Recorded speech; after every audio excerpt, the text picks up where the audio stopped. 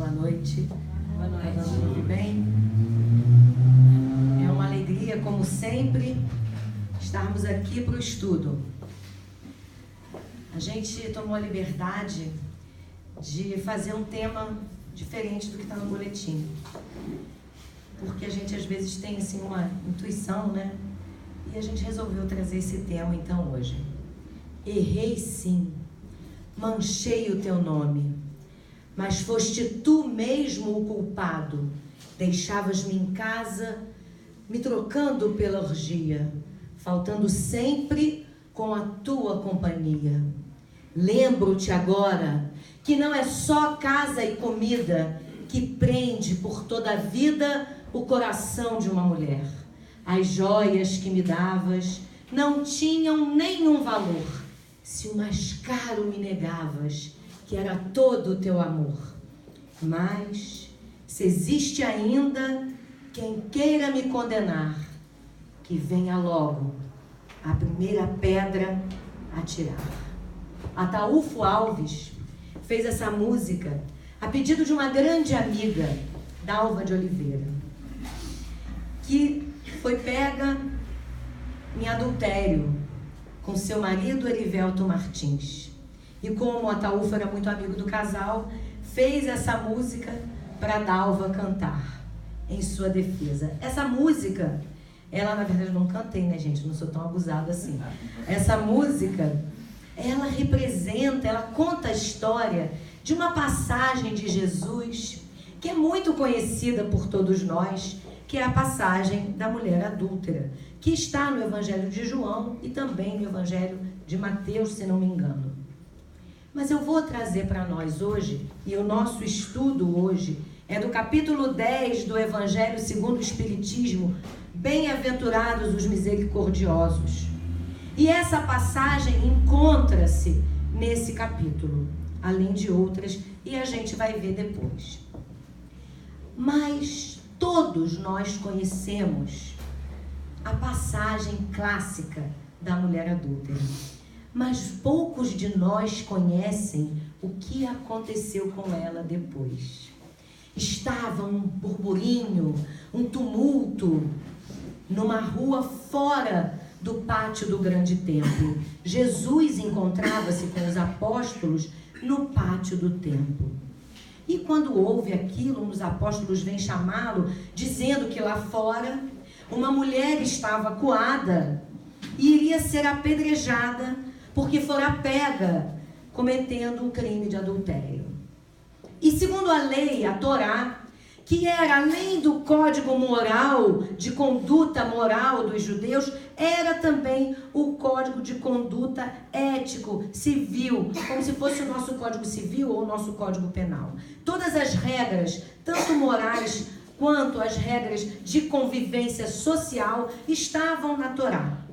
E era uma regra que se a mulher, tá gente? Só a mulher, o homem não, era a mulher, fosse pega em adultério, ela deveria ser levada em praça pública e apedrejada até a morte. Essa mulher estava nessa situação. E Jesus, quando chega do lado de fora, muitos que estavam querendo pegar Jesus numa contradição, indo contra o que estava nas leis, começam a perguntar o que deveria ser feito, apedrejar a mulher ou não. Jesus se abaixou e começou a escrever na areia. Segundo alguns historiadores, alguns relatos, dizem que ele escrevia os crimes, ou melhor, a conduta daqueles homens que estavam ali com as pedras na mão. Hipócrita, ladrão, adúltero, traidor. Ele escrevia isso. No entanto, quando ele foi interpelado para dizer o que deveria ser feito, ele apenas falou: aquele que estiver isento de erros, de pecados, que atire a primeira pedra. Nesse momento, Jesus não disse que não era para tirar pedra, que era para tirar pedra, ele convoca aquelas pessoas que estavam ali a refletir.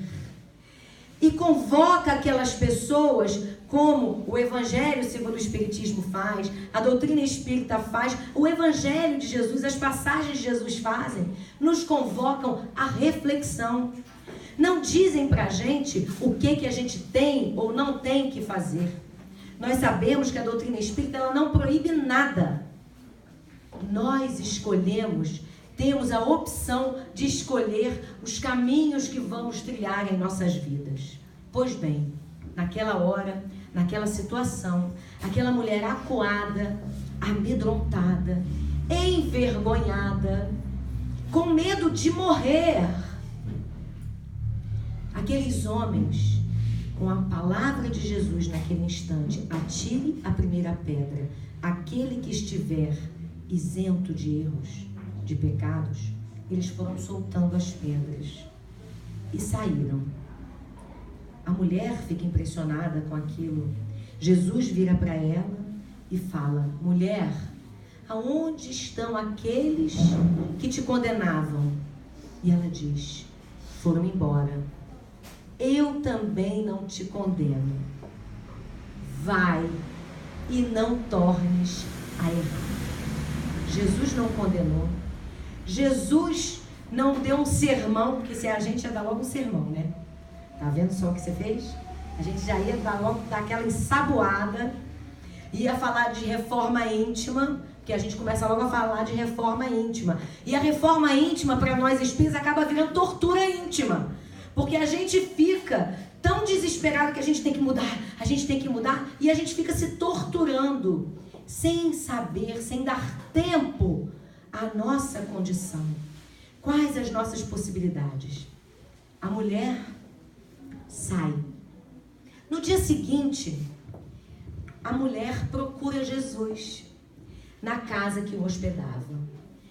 E ela estava maravilhada porque Jesus a havia salvo. Indiretamente, ele a havia salvo do apedrejamento. E ela pede para ele acolhê-la. Ela gostaria de continuar, seguir com aquelas pessoas que seguiam Jesus nas suas andanças. E Jesus fala para ela o seguinte: minha filha, os homens são muito cruéis com relação às faltas alheias. Hoje, talvez esse teu delito seja dificilmente esquecido. Você tem toda a possibilidade, minha filha, de redimir-se. Mas como? Estou abandonada. Ela conta para Jesus todo o seu drama, dizendo que havia casado e que o marido a abandonava, deixava sozinha em casa, e ela de fato foi seduzida por aquele outro homem. Ela realmente se coloca numa posição de arrependimento e pede que Jesus a oriente como modificar, como reparar o seu erro. Queria a ajuda do mestre. E ele diz: aqui, minha filha, a cidade não vai esquecer seu erro. São todos muito duros, muito rígidos. Todos lembram das faltas alheias. Muito poucos lembram das virtudes, das dificuldades e das dores que às vezes fazem com que a pessoa cometa atos de insanidade, de loucura. Vai, filha, vai. Vai, e através do amor você redimirá os seus erros. Ela então sai da cidade, vai viver em outra cidade. E como ela era uma mulher muito simples, ela ali ergue uma pequena casa, consegue morar numa pequena casa, costurar, ajudar as pessoas que passavam, e começa a receber em sua casa todas as pessoas que chegavam naquela localidade e que não eram aceitas e que não eram bem-vindas, leprosos, doentes, meretrizes, cegos, porque aquela época, aquele tempo, as pessoas, entre aspas, inválidas, elas eram afastadas, isoladas da sociedade, porque elas não tinham utilidade. Os leprosos e as pessoas, entre aspas, de má vida, como as meretrizes, aqueles abandonados que viviam à margem da sociedade. E essa mulher começa a receber esses viajantes em sua casa. Oferece-lhes leito, comida, cuida às vezes das feridas, dos doentes. 10 anos depois, chega à sua casa um homem com o corpo repleto em chagas. E ela recebe aquele homem. Ele estava muito fraco, muito debilitado. Ela recebe, cuida das suas chagas, o alimenta, falando de Jesus, falando da esperança, daquele consolo, daquele amor que não tem nome nem medida, que era Jesus, daquele que acolhe, que compreende as falhas alheias, que não julga, que é todo perdão. Aquele homem na sua casa diz: eu tive oportunidade há 10 anos atrás de conhecer Jesus. Aquele nazareno que foi crucificado, não é ele? Ela diz: ele mesmo, mas ele está vivo, vivo em nossos corações. Eu o desprezei, por certo o odiei, porque ele, naquele momento, salvou do apedrejamento a minha antiga esposa que adulterara. Eu, na minha ignorância, queria viver a vida de solteiro, embora fosse casado, e a abandonei. E a abandonei até mesmo naquela hora, porque eu, quando soube do adultério, eu mesmo entreguei ela. E agora estou aqui. Odiei aquele homem, porque ele a salvou. E agora eu não tenho mais salvação. E ela diz a ele: a salvação já chegou para você. Eu te perdoei há 10 anos. Assim como ele sempre nos perdoa. Essa passagem está no livro Pelos Caminhos de Jesus, ditado pelo Espírito Amélia Rodrigues, por psicografia de Divaldo Franco. Esse capítulo, Bem-aventurados os misericordiosos, ele tem muitos itens, ele é muito rico, ele é muito grande. Os itens são: perdoai para que Deus vos perdoe, reconciliar-se com seus adversários, o sacrifício mais agradável a Deus, o argueiro e a trave no olho. Não julgueis para não serdes julgados, que aquele que está sem pecado atire a primeira pedra. O perdão das ofensas, a indulgência, é permitido repreender os outros? Nós vamos resumir esse capítulo com uma palavra: misericórdia. Nas bem-aventuranças, quando Jesus fala: bem-aventurados os misericordiosos, misericórdia é a gente se colocar na miséria alheia. Ter misericórdia é a gente se colocar no lugar do outro, na dificuldade do outro. O que Jesus fez com aquela mulher foi se colocar na dificuldade dela. O que Jesus fez com aqueles homens que iriam apedrejar aquela mulher foi fazer com que eles pensassem e refletissem que, da mesma maneira que eles estavam julgando aquela mulher, eles seriam julgados pelos seus erros. Nós temos uma habilidade fantástica em apontar o dedo para os outros, nos esquecendo de que quando apontamos um dedo em riste para alguém, 3 dedos estão apontados para nós. Olha os 3 dedos aqui. Então, neste mundo, neste planeta, o único espírito, a única alma que por aqui passou, que era isenta de débitos junto às leis divinas, foi o Cristo. foi Jesus. Portanto, nenhum de nós, por favor, me desculpe se tiver anjo aqui no grupo, tá? Eu já estou pedindo desculpa que eu não consigo. A mediunidade não dá para enxergar as asas, né? Eu não tenho ainda essa possibilidade. Porque nenhum de nós aqui neste planeta, neste mundo ainda de expiações e provas, está isento de defeitos, de erros, de equívocos. Mas podemos ficar seguros, confiantes, porque lá no reino dos céus, lá no mundo dos celestes, nós estamos no mundo de expiações e provas. Mundos celestes é a última escala dos mundos, a nível de evolução espiritual. Lá nos mundos celestes, já tem um lugarzinho pra gente.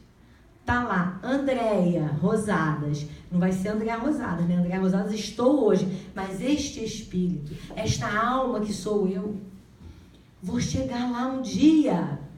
É certo. Não tenhamos dúvida disso. Mas para isso, precisamos percorrer as dificuldades. Precisamos aprender a ser misericordiosos.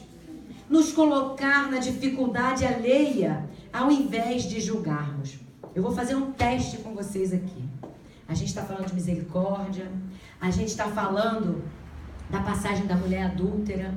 Não, a gente é uma beleza, a gente perdoa, né? A gente não julga, a gente é espírita, né? Então a gente que é espírita, então a gente não julga mesmo, porque a gente sabe, e faz parte deste capítulo, que nós seremos julgados na mesma proporção que julgarmos.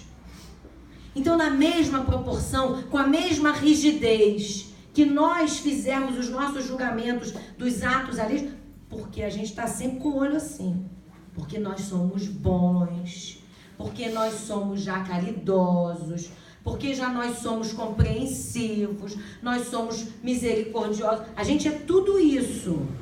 Mas vem aqui contar no pé do ouvido da gente que uma pessoa errou, o mesmo erro dela. Pensa, faz uma reflexão assim, 30 segundos. Se cada um de nós aqui souber de um fato mais grave que algum companheiro nosso aqui, não estou falando doer na carne não, que é alguém que a gente conhece, como nós nos portaríamos? O que nós pensaríamos? Como é que pode? Espírita fazendo um negócio desse. Como é que pode nessa altura do campeonato? A pessoa espírita há 20 anos. Estou falando de espírita porque eu não vou falar dos nossos irmãos de outras denominações, de religião nenhuma ou sem religião. Vamos falar da gente. Como nós nos colocaríamos na miséria alheia? Pensaríamos quais as dores que levaram a pessoa, o irmão, a irmã, a cometer determinados atos em sua vida. Porque a gente pensa assim, o pessoal que está lá em Brasília, que tá, né, o pessoal da Lava Jato, nossa, mas não vale nada e a gente está só aqui. Se colocou no lugar? Pensou estar na mesma situação? Não, mas eu não faria. Já esteve na mesma situação?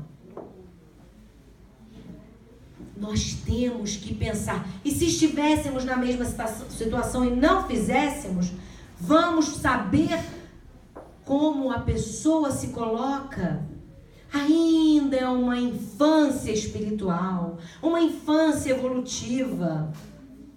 Quem somos nós para julgar alguém? Nós gritamos para soltar Barrabás, gente. Falou, solta Jesus ou Barrabás, solta Barrabás.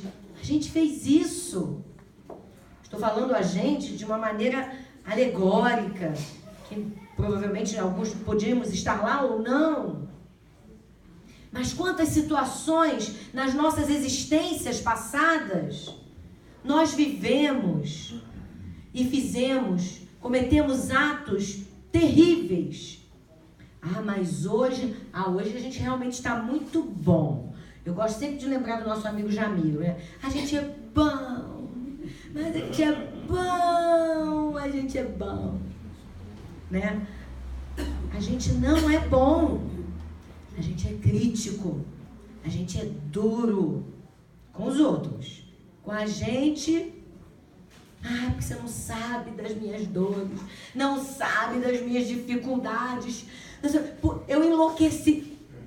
Isso quando a gente não coloca a culpa, que normalmente a gente faz isso, dos nossos irmãos desencarnados, né? Aqueles que a gente chama de obsessor. Gente, o obsessor me pegou, por isso que eu cometi essa insanidade, essa loucura. Porque eu dei uma vacilada na minha mente, o obsessor chegou, colou e eu fiz essa besteira. Não é assim não, gente. Livro dos Espíritos. A questão tal, pergunta Kardec. Nós somos responsáveis por todos os nossos atos. Não há arrastamento irresistível. Resposta categórica dos Espíritos. O que eles estão dizendo pra gente? Amigo, se você fez, você fez. Aí você fez, você podia estar até acompanhado, mas você fez. A responsabilidade é nossa. E é claro que nós atraímos para junto de nós as companhias espirituais que se afinizam com os nossos pensamentos, com as nossas atitudes, com as nossas intenções. Então é claro que se nós não conseguimos ainda manter, né, um equilíbrio o tempo todo, nós ainda oscilamos muito. O que é importante é que a gente observe que no momento da oscilação, a gente não fique preso nos pensamentos inferiores. A gente se lembre, faça uma prece, fala assim, opa, não posso ficar aqui não, porque se eu ficar aqui, eu vou atrair uma companhia com esse mesmo pensamento, né? Eu lembro agora do Raul Teixeira, que diz, né, ser espírita não é para quem quer, é para quem pode. Porque é muito difícil. Porque a gente pode tudo, ninguém proíbe nada da gente. A gente pode, mas pode com vontade, gente. Pode com vontade, mas não deve. Tem um monte de coisa que a gente pode tudo, mas não deve. Tem um monte de coisa que a gente não deve fazer. Mas a gente pode. Então a gente tem que escolher. Como ela escolheu. A mulher da passagem, ela escolheu retificar. Ela não escolheu vitimizar-se e virar a pobre, infeliz e coitada que quase foi apedrejada e que foi uma pecadora. Porque muitas vezes, quando nós erramos, nós percebemos que erramos, nos arrependemos. E o que a gente faz para mudar? O que a gente faz para reparar? Reconcilia-te com teu adversário enquanto estás a caminho com ele. Porque é importante a gente ter o caminho, percorrer o caminho da reconciliação, sermos proativos. A gente lembra de Jesus quando fala para nós: vinde a mim, vós que estáis aflitos e sobrecarregados, porque eu vos aliviarei, porque meu jugo é suave e meu fardo é leve. Ele fala: vinde a mim. Ele requer de nós uma atitude proativa. O movimento tem que ser nosso. Ele está lá o tempo todo ao nosso lado, mas nós precisamos nos movimentar. Então, reconcilia-te com teu adversário, com teu inimigo, enquanto estás a caminho com ele. Agora, lembrando que esse inimigo não é só quem feriu a gente não, tá? Porque nós sempre, quando falamos em inimigo, nós imaginamos aquelas pessoas que nos feriram, que nos desagradaram, que agiram contra nós. E aqueles a quem nós devemos a retificação. Aqueles a quem nós ferimos. Aqueles a quem nós cometemos os atos que fizeram com que a pessoa ficasse triste, com que a pessoa ficasse aborrecida, destruída às vezes. Nossos atos insanos. Ah, mas eu não faço mais isso hoje. Você pode não fazer hoje, mas fez no passado. Pode não fazer, nós hoje, talvez, a gente não cometa atos tão graves. Mas volta um pouquinho no passado. Pensa em como nós julgamos, como nós pensamos nos nossos irmãos. Todos e muitos sabem aqui que eu trabalho na área criminal, né, serventuário. E nós olhamos, né, aqueles criminosos, que são criminosos mesmo, né, que cometem atos, às vezes, muito graves. E eles vão ser iguais a Jesus também. Então, nós temos que olhar para eles com um olhar misericordioso. Nós temos que compreendê-los. Não dizer como Jesus não disse à mulher que ela não tinha errado. Jesus não falou isso para ela. Só falou, vai e não tornes a errar. Então, esse olhar misericordioso nós precisamos ter com aqueles que nos ferem, com aqueles conosco quando nós somos os agressores. Nós precisamos também utilizar conosco o auto-perdão. Esse capítulo fala do perdão das ofensas. Nós precisamos perdoar as ofensas alheias, mas é preciso que nós façamos esforços muito grandes em requerer o perdão das nossas ofensas. A gente lembra do Pai Nosso, que fala, Pai, perdoai os nossos inimigos, assim, perdoa-me, porque assim como nós perdoamos os nossos inimigos, porque todos nós somos carentes de perdão. Todos nós. E Deus, o Pai, Jesus, Ele não precisa nos perdoar, porque Ele nos compreende. Seria muito injusto a gente precisar do perdão de Deus. Muito injusto. Sabe por quê? Significa que Ele ficou magoado com a gente. E aí Ele precisa nos perdoar. Imagina se Ele vai ter que nos perdoar. Ele não precisa, porque Ele sabe como nós fomos criados. Ele nos criou com todas as possibilidades de acertar, mas também suscetíveis a errar, porque temos o livre-arbítrio. Então, não precisamos esperar esse perdão. Essa história de Deus nos perdoar, na verdade, é para que a gente se perdoe.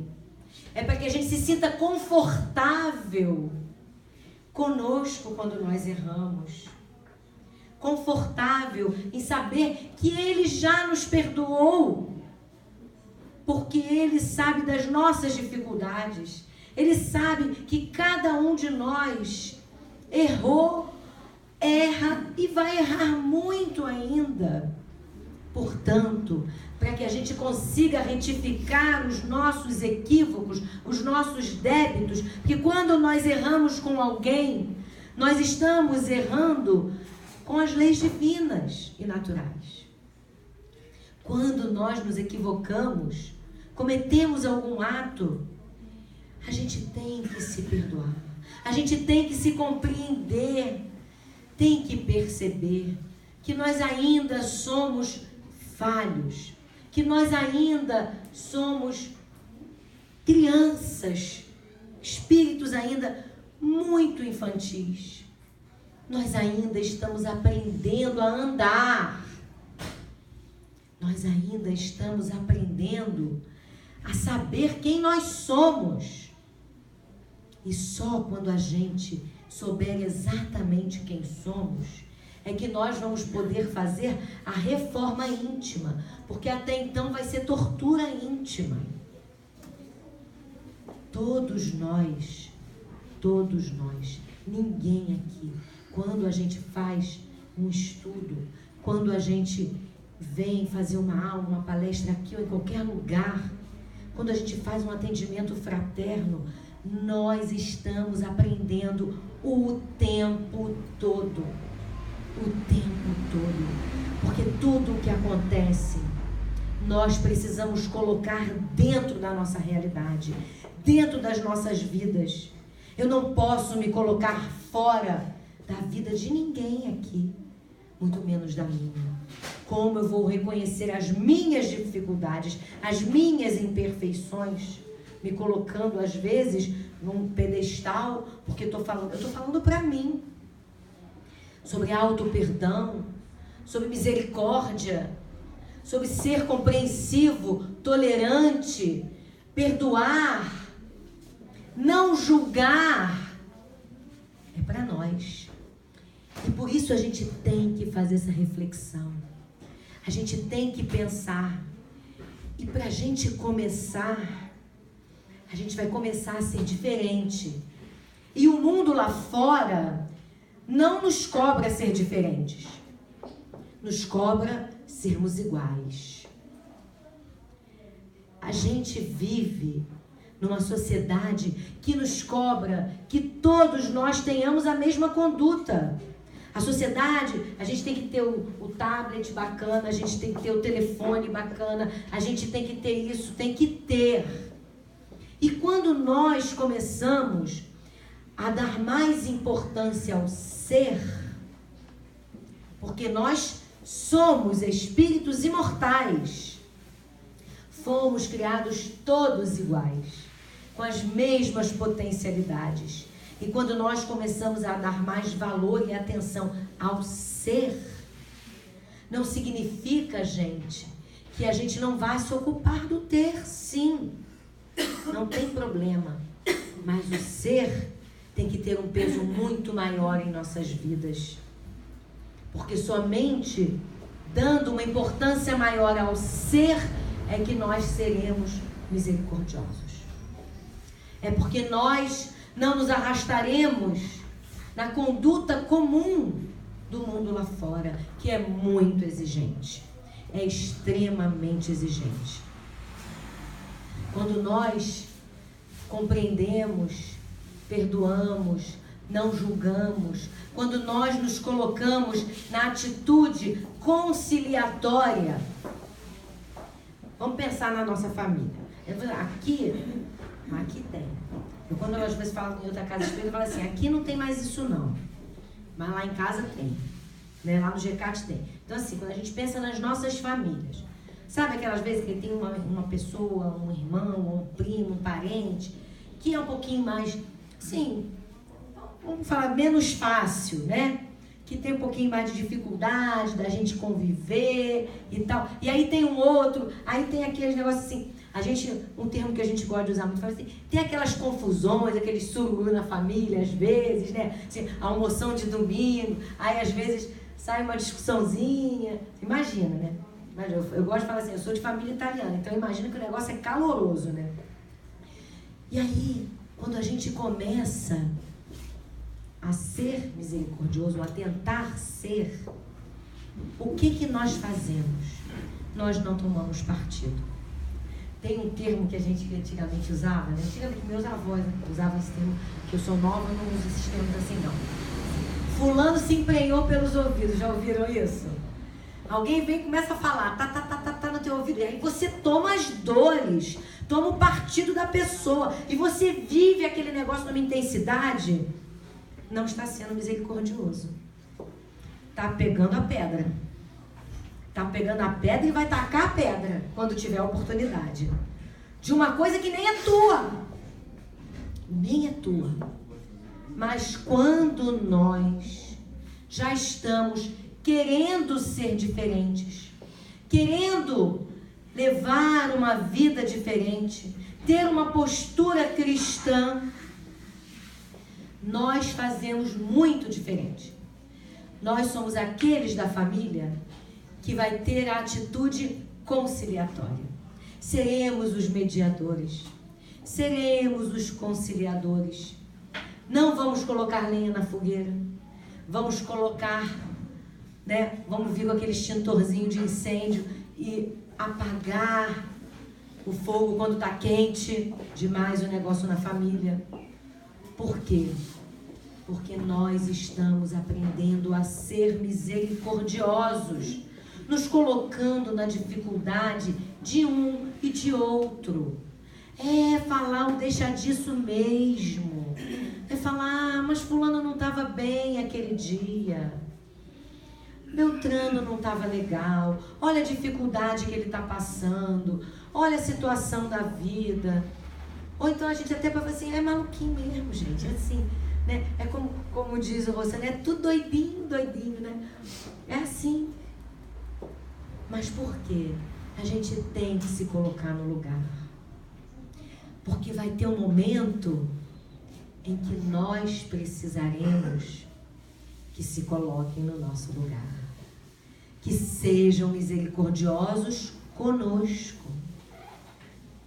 Muitas vezes nós olhamos a dificuldade alheia, julgamos e esquecemos que todos nós ainda cometemos os nossos erros e que seremos julgados na mesma proporção, na mesma medida, com o mesmo rigor que nós estamos julgando.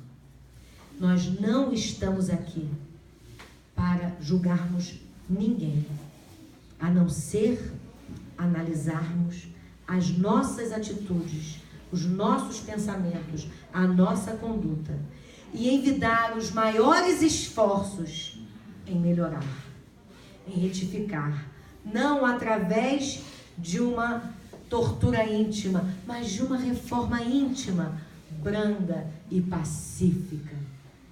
Porque nós precisamos nos modificar, mas precisamos ser brandos conosco.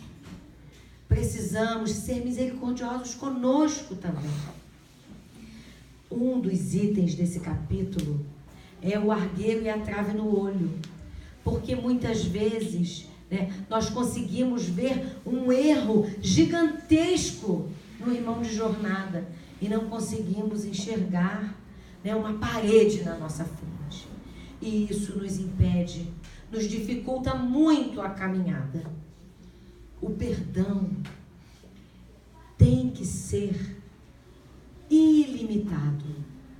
Quando Pedro pergunta a Jesus, todos lembram disso, quantas vezes devemos perdoar? E Jesus diz, 7 vezes? Ele pergunta, porque estava escrito que eram 7 vezes. Não 7, Pedro, mas 70 vezes 7 vezes. Eu vou contar para vocês uma historinha, antes de finalizar. O Chico Xavier, ele tinha muitos animais, ele adorava os animais. E ele tinha um cachorrinho velhinho, que ele gostava muito daquele cachorrinho. Era muito velhinho, o cachorrinho dava um trabalho para o Chico danado do cachorro. O Chico chegava às vezes tarde da casa espírita, depois de todas as suas atividades, e aí tinha que cuidar do cachorro, o cachorro já não andava, alimentar o cachorro dava muito trabalho, ele já dormia pouco, tinha que acordar cedo para ir para o trabalho, Chico, enfim. A irmã dele ficou com pena do Chico e resolveu diminuir o trabalho do Chico. O cachorro estava velho, doente. O que ela fez? Um dia o Chico acordou, o cachorrinho estava morto. Ele ficou inconsolável. Ele ficou muito triste, porque o cachorrinho morreu e tal, não sei o quê. Aí ele estava muito triste, chegou para a irmã, falou, e a irmã falou, olha, mas Chico, ele estava muito ruim, ele estava te dando muito trabalho. Você, coitado, eu estava com tanta pena de você, que eu acabei logo no sofrimento dos dois. Eu dei um veneninho para ele e ele morreu. O Chico ficou, hein, gente? Muito magoado. Ele ficou arrasado e ficou profundamente magoado com a irmã. Muito magoado mesmo. E ele não conseguia dissolver aquela mágoa. Um dia Emmanuel, né? Porque Emmanuel, eu vou falar, ele está mais para obsessor do que para benfeitor espiritual, porque a rigidez dele, ele chega para o Chico e fala: Chico, você tem que resolver esse problema aí com a sua irmã, porque a sua mágoa está dificultando a nossa aproximação com você. Você criou um bloqueio vibracional para que a gente se aproxime de você para o trabalho mediúnico. Você precisa perdoar sua irmã. Ah, mas eu estou muito magoada, mano. Ela matou meu cachorro. Ela não tinha direito de fazer isso. Estou muito magoada, estou muito triste. Ela pelo menos tinha que falar comigo antes que queria que matasse o cachorro. Eu estou muito triste. O que eu preciso fazer então? Porque eu não estou conseguindo perdoar. Você faz o seguinte, Emmanuel, você procura ver o que ela está querendo, assim, uma coisa que ela quer muito, e você compra para ela. Aí o Chico fala assim: mas como assim? Peraí, ela matou o meu cachorro e eu vou dar um presente para ela? Aí o Emmanuel fala: isso mesmo, mas tem que ser uma coisa que ela quer muito, que ela quer muito, muito, muito, muito. Aí o Chico: tá bom. Aí ele sondou a irmã: o que você tinha vontade assim de ganhar e tal? Ela falou assim: meu sonho era ter uma máquina de costura. O Chico, um homem muito simples, ganhava pouco, ele falou: meu Deus, como eu vou comprar uma máquina de costura? Aí diz que fez uma prestação, um carnê para 3 encarnações e comprou a máquina para a irmã. Diz que quando ele chegou com a máquina de costura para a irmã, ela abraçou ele e ficou tão feliz, tão feliz, tão feliz com aquela máquina, que dela, Emmanuel contou para ele, que dela saíram vibrações de alto teor, nobres, de carinho, de amor, de simpatia, que diluiu todas as vibrações negativas que estavam permeando o coração do Chico. E ele perdoou ela nesse momento. Então, nós só temos ganhos quando perdoamos. Nós só vamos ter ganhos em nossa vida quando nós perdoarmos a quem nos feriu. Mas, quando nós ferirmos alguém e tivermos a necessidade do perdão, a gente precisa fazer um esforço muito grande para receber este perdão. Se não conseguirmos receber o perdão diretamente da pessoa, que a gente faça como a mulher da passagem, que a gente siga adiante, procurando fazer o bem a outros, fazer o bem àqueles que necessitem das nossas atitudes de amor, de carinho, de compreensão. Porque todo o bem que fazemos para o próximo, na nossa economia espiritual, retorna para nós. Portanto, perdão é uma atitude de amor.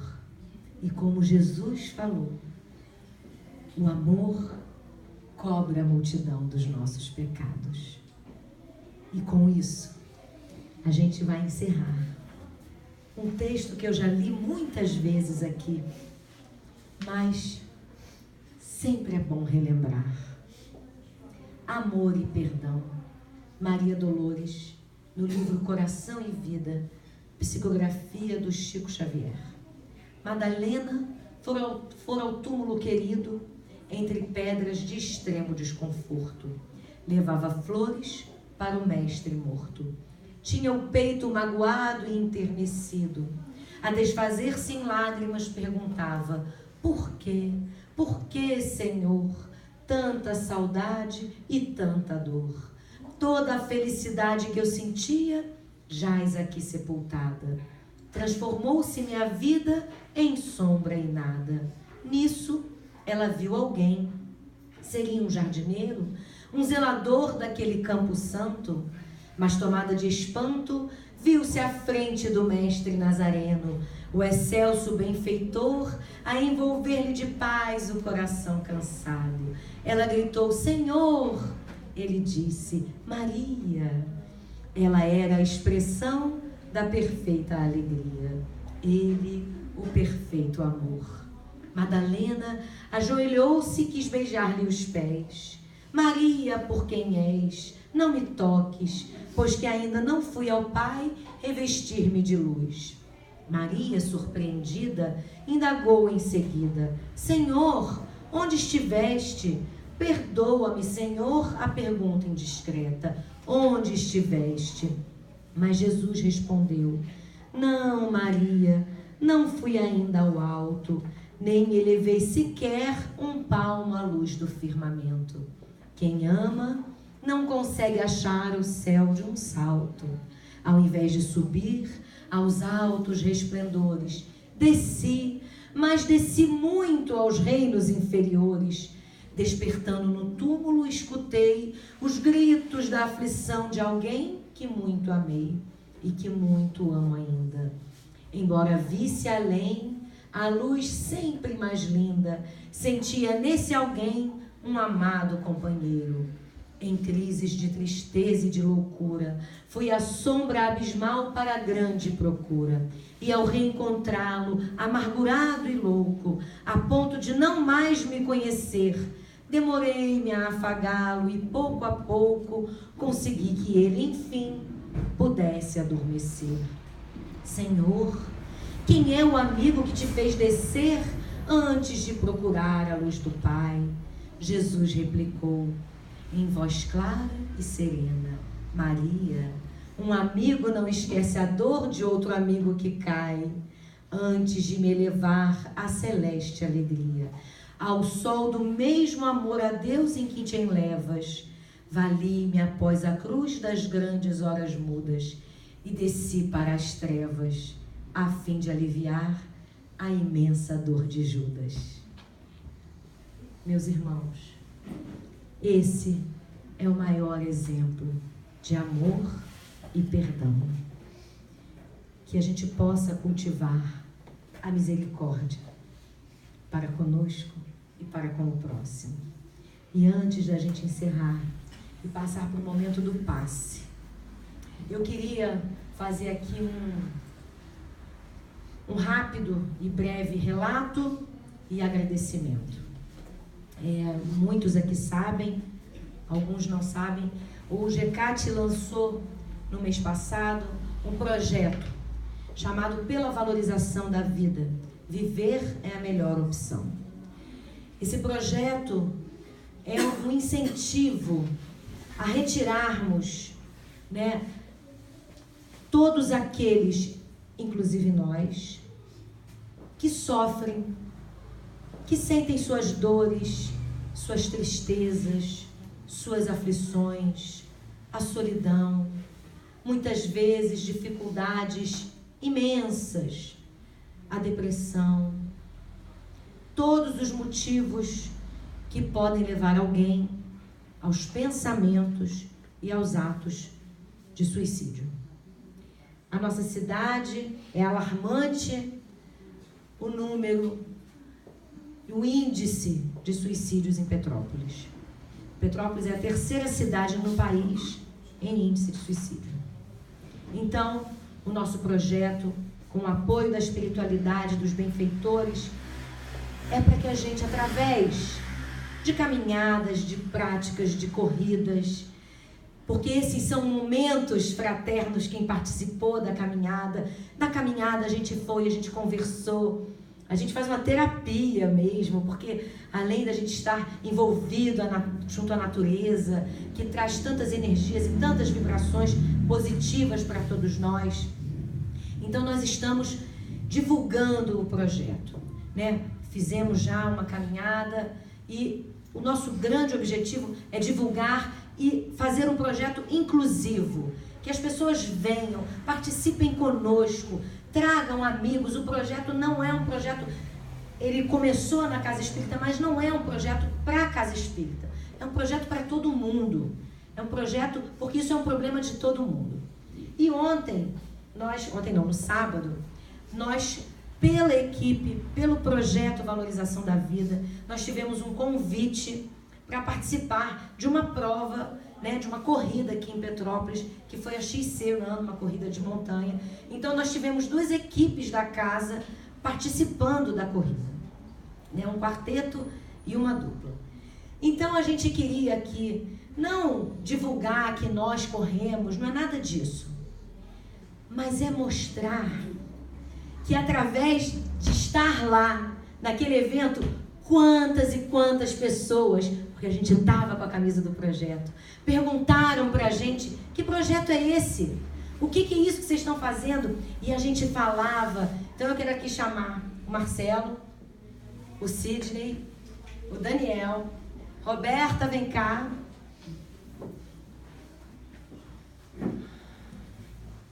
Vem cá. É, isso aí. Mas eu nem corri. Então, mas você foi o nosso coach. Todas? Todas. Para você. Vai ficar pesado o pescoço. O projeto pela valorização da vida, ele aconteceu na nossa vida. Não porque a gente superou os nossos desafios, os nossos obstáculos, não. Porque a gente estava lá, lutando por esse projeto, levando essa ideia, essa mensagem de que viver é a melhor opção. Diga sim à vida. E eu vou fazer aqui uma observação, uma parte. O Marcelo ia correr. Em função de uma lesão, ele não pôde correr, mas ele estava lá. Isso é o projeto. Ele não desistiu. Então eu estou fazendo aqui essa, entre aspas, homenagem a uma pessoa que aplicou o projeto nela.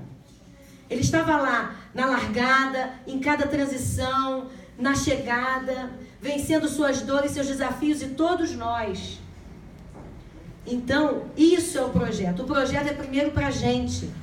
Quantos de nós aqui, às vezes a gente vai dar a nossa caminhada, a nossa corridinha, e a gente está cheio de problema em casa.